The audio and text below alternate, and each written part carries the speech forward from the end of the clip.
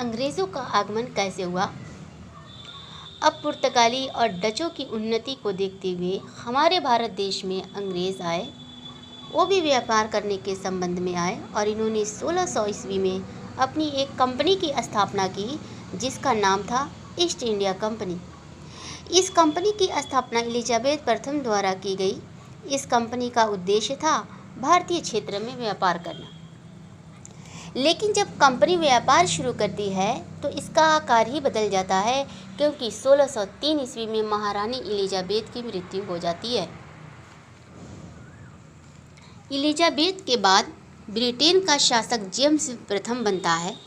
James प्रथम ने east India company को बढ़ावा देने के लिए अपने एक राजदूत को 1608 ईस्वी में भारत भेजा जिसका नाम था captain Hawkins. Captain Hawkins Jahangir के दरबार में पहुंचता है सूरत में एक व्यापारिक कोठी स्थापित करने के लिए। फिर इसके बाद 1615 ईस्वी में अपने दूसरे राजदूत सर टॉमस रो को भेजता है कंपनी के संबंध में कुछ रियायत मांगने के लिए, कुछ छूट मांगने के लिए। छूट तो मिल जाती है और धीरे धीरे भारत में अंग्रेज़ों की स्थिति सुधरने लगती है। 1632 ईस्वी में अंग्रेज़ों के लिए एक सुनहरा मौका आता है जिसमें गोलकुंडा क्षेत्र में अंग्रेज़ों को मुफ्त में व्यापार करने की अनुमति मिल जाती है।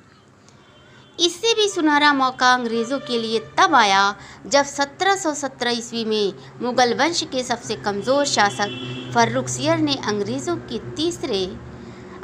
के तीसरे राजदूत जॉन सरमन को एक फरमान जारी कर देता है जिसमें लिखा था 3000 वार्षिक कर लेकर मुगलों ने बंगाल क्षेत्र में अंग्रेज़ों को मुफ्त व्यापार करने का आदेश देते हैं।